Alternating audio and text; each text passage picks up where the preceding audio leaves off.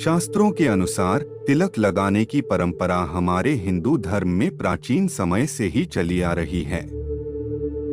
इसके अनुसार हिंदू धर्म में किसी भी प्रकार का कोई मांगलिक कार्य बिना तिलक लगाए नहीं किया जाता। तो वही धार्मिक ग्रंथों में विभिन्न तिलकों के बारे में वर्णन किया गया है, जिसमें चंदन से लेकर सिंदूर तक के तिलकों का उल्लेख मिलता है।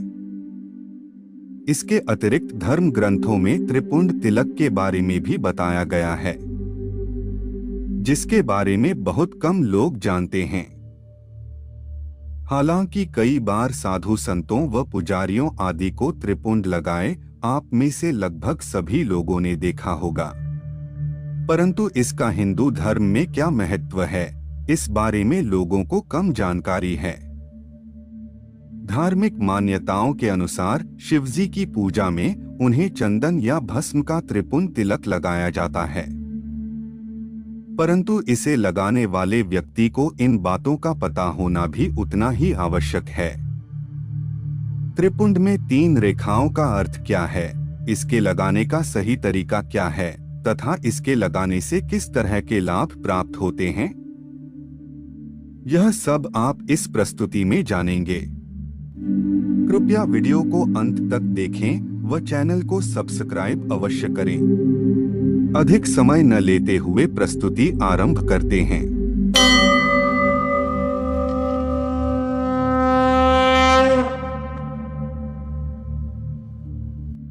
हिंदू धर्म ग्रंथों में किए गए उल्लेख के अनुसार त्रिपुंड में 3 रेखाएं होती हैं, जिनके बारे में मान्यता है कि इन 3 रेखाओं में हिंदू धर्म के 27 देवताओं का वास होता है।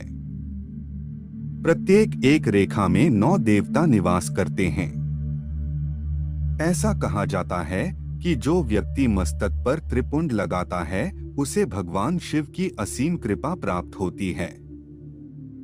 अतः अक्सर साधु संतों और पुजारी अपने ललाट यानी माथे पर 3 रेखाओं का तिलक लगाते हैं। त्रिपुंड की पहली रेखा में महादेव आकार, रजोगुण पृथ्वी, गाप्ते धर्म, प्रातःकालीन हवन क्रिया शक्ति तथा ऋग्वेद वास करते हैं।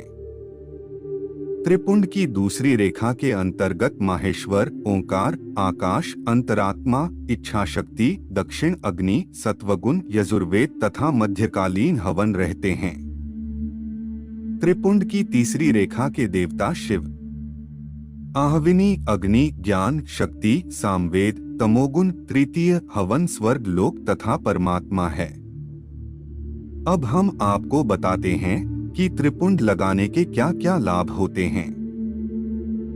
धार्मिक मान्यता के अनुसार ललाट पर त्रिपुंड लगाने से व्यक्ति को एक साथ 27 देवताओं का आशीर्वाद प्राप्त होता है। तो वही ज्योतिष व वास्तु शास्त्र के अनुसार इसे लगाने से व्यक्ति के मन में बुरे विचार उत्पन्न नहीं होते, मानसिक शांति मिलती है तथा व्यवहार में सौम्यता आती है। इसके अतिरिक्त प्रतिदिन त्रिपुंड लगाने से व्यक्ति द्वारा किए गए जाने अनजाने में हुए पापों से छुटकारा मिलता है। शिव पुराण में वर्णन किया गया है कि जो शिव भक्त त्रिपुंड को शिव जी के प्रसाद के रूप में अपनी ललाट पर धारण करता है, उस पर बुरी शक्तियां अधिक प्रभावित नहीं हो पाती, बल्कि शरीर के साथ साथ जीवन में भी सकारात्मक ऊर्जा का संचार होने लगता है और व्यक्ति धर्म के प्रति अधिक अग्रसर रहने लगता है। ज्योतिष विशेषज्ञ बताते हैं कि त्रिपुंड को लगाने का लाभ तभी मिलता है जब इसे लगाने से पहले और बाद में पवित्रता का विशेष ध्यान रखा जाए। ध्यान रहे कि इसे लगाने से पहले महादेव के साथ साथ सभी देवताओं का ध्यान करते हुए तथा ओम नमः शिवाय का जप करते हुए इसे धारण करें। ध्यान दें कि त्रिपुंड लगाने के लिए सिर्फ चंदन या भस्म का ही उपयोग करें। इसके लिए आप भोलेनाथ पर चढ़ाई गई भस्म का इस्तेमाल भी कर सकते हैं। ऐसा माना जाता है इससे महादेव अति शीघ्र प्रसन्न होते हैं। ज्योतिषी बताते हैं कि त्रिपुंड को लगाने के लिए सदैव मध्य की 3 उंगलियों का उपयोग करना चाहिए। इन 3 उंगलियों से भस्म या चंदन लेकर बाएं नेत्र से दाएं नेत्र की ओर लगाएं। कहा जाता है ये 3 आड़ी रेखाएं दोनों नेत्रों के बीच ही सीमित रहनी चाहिए। इसके अतिरिक्त इस बात की ओर खास ध्यान रहे कि इसे लगाते समय मुख उत्तर दिशा की ओर होना चाहिए। बहुत कम लोग यह जानते हैं कि मृतक के अलावा त्रिपुंड शरीर के अन्य 32 अंगों पर भी धारण किया जा सकता है। मान्यता है कि हर अंग पर त्रिपुंड लगाने के अलग अलग प्रभाव होते हैं। बता दें कि इसे ललाट, दोनों कान, दोनों नेत्र तरह, दोनों कलाई, दोनों कोहनी, नाभि, दोनों घुटने, दोनों पांचव भाग, दोनों पिंडली और दोनों पैरों पर भी लगाया जा सकता है।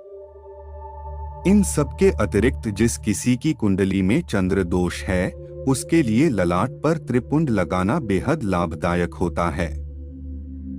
इतना ही नहीं, इसे लगाने से स्मरण शक्ति और बेहतर निर्णय लेने की क्षमता आती है। आज के लिए केवल इतना ही। हम आशा करते हैं कि हमारी आज की प्रस्तुति आपको पसंद आई होगी।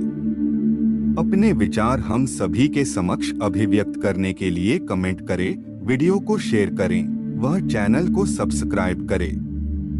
जल्द ही मुलाकात होगी ऐसी ही एक और ज्ञानवर्धक वीडियो के साथ। तब तक के लिए जय श्री कृष्णा।